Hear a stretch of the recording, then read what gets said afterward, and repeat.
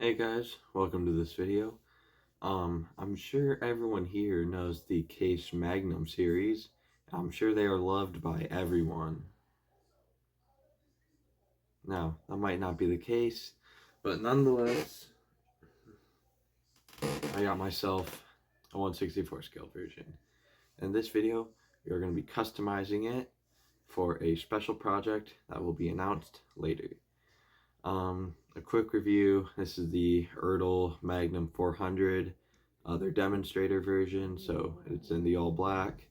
It's a very nice model, has wheel weights, nice hood, grill, great cab detail down to the red seats, a real steering wheel, GPS, good exhaust, everything. It looks pretty good.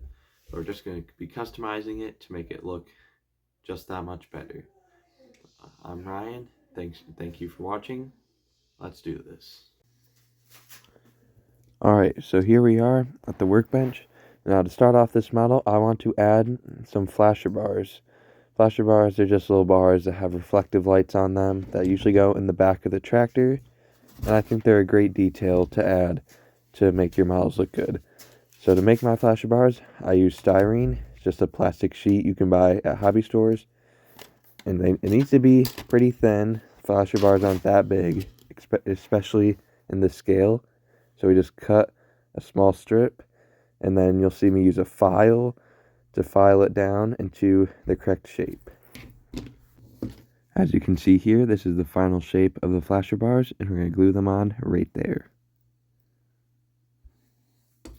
This is something new I did for this project. Instead of gluing things down and holding them with my shaky hands, I just use these little helper arms, I think that's what they're called, that I found in my dad's office, and that makes gluing things way easier. So you'll see me use these more as we go along with this project.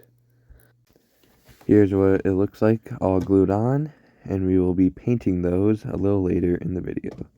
Next thing we're going to do is we're going to put some mirrors. I like to use straight pins to make my mirrors, and I simply bend them into shape using a wrench, and I bend them into that shape right there.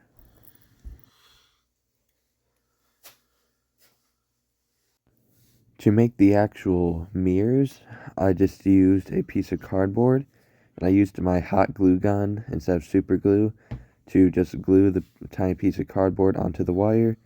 I'm very sorry that my camera decided to not be in focus for this, but you can still see what's happening. I just use those little hands again to glue the cardboard on.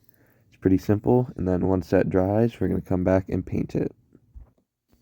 Once the cardboard dries, we're just going to use a little bit of black paint, and we're going to paint it on the cardboard and the wires. Once the mirrors are done being painted, I did go back and paint the flasher bars, which is not on camera. But styrene is notorious for being hard to paint over, or at least for me it is. So you just gotta be careful. It just takes a little bit of time to paint, but once you get a nice solid coat, it looks pretty good. And then to glue the mirrors on, I used a very similar method to how I glued the flasher bars on. Admittedly, I decided to only go with one mirror because, for one thing, the mirrors broke, which was my fault. And I've seen a lot of tractors only have one mirror, so I decided let's just try it.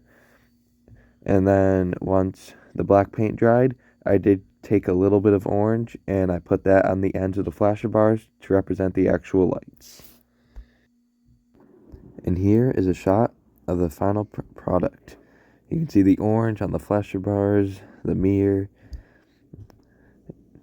I think this model turned out great. And here's the big project. This is part of it now. I'm going to be making a huge diorama. Still coming up with a name, but it will be the first model made for it. Thank you guys so much for watching, and I hope you have a wonderful day. See you in the next one.